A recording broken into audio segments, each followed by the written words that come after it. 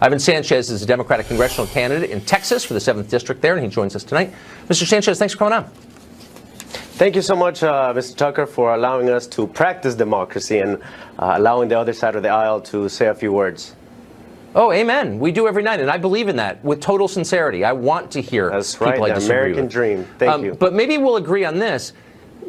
Tell me your response when you hear a child of immigrants say to a room full of people here illegally, immigrants, this country was founded on the extermination of indigenous peoples. Does that bother you?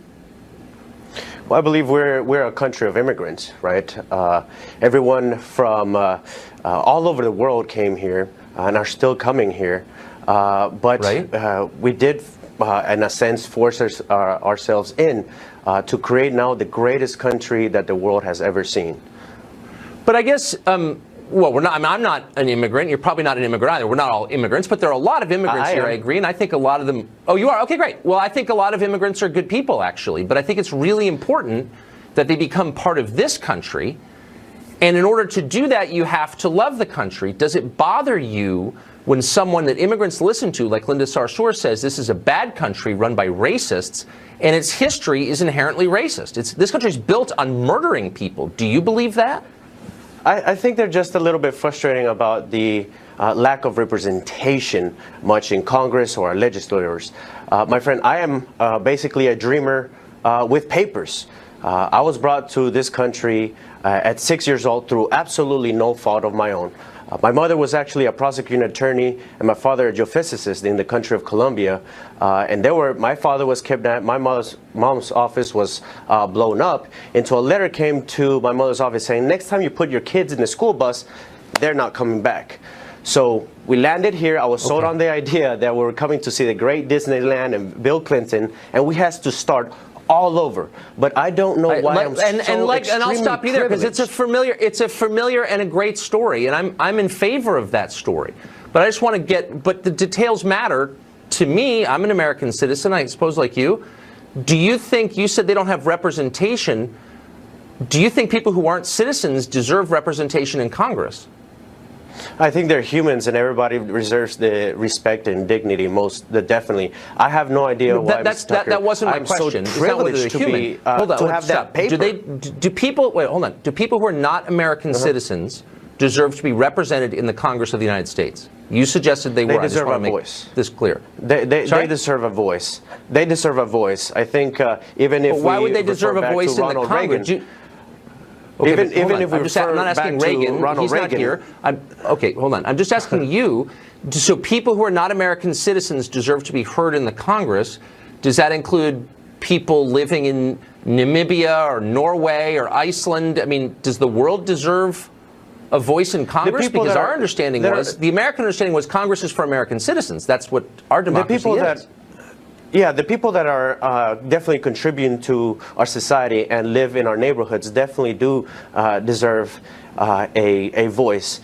And, you know, if we go... So citizenship doesn't matter. You don't need to be a citizen to be represented by the Congress. No. Of course you do. But there's people that have been living here for longer times than I have.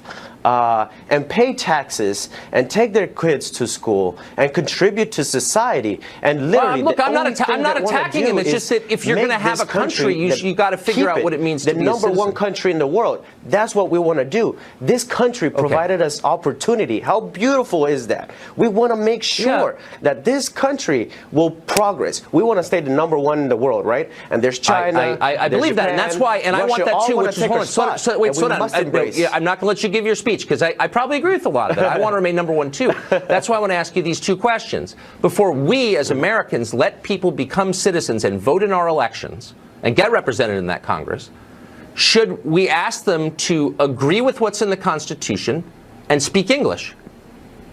Yeah, the thing is that the last immigration policy we had is older than the internet or computers. It's very outdated. If you want to legally immigrate from Mexico or from India, the wait is 25 years old. We're almost out of time, so I'm really going to press you, Ivan. Hold on. I want to press you to answer my question, which is, should we ask that immigrants, before they become citizens, speak English well and agree with the Constitution? I agree that they need to learn the language like I have, right? Yes. And of course, follow the law. But at times, just like my mother, right? She came here to the United States all of a sudden. A lot of people cannot wait 25 years to immigrate, so their life depends on it. They don't want to wait 25 years, but it's not really up to them. Can't. Is it up to them? If your family is under, they can't. If their family's life is endangered, would you wait? Oh, but people's Mr. lives Tucker? are in danger around the world, and I feel sorry for them. But why does that mean they have a right to live in my country? Well, the country was found on immigration, and no, it wasn't. Actually, I mean, let's have a. It wasn't founded as a haven for the rest of the world. Whatever the poem says, that's not true. So, but I'm just saying, where did they get that right? Why do they have a right to move here if their lives are in danger? Well, we're the most caring nation in the world, right? We have asylum, and that's one of the ways that I came. And this is not about even deporting these people would hurt our economy significantly. I mean, only deporting the dreamers, we would spend about $60 billion. That's outside the look. That's a whole nother debate, and I don't know if you're prepared for that. But I mean, thanks a lot for coming on. I appreciate it. Thank you. Thank you for having me.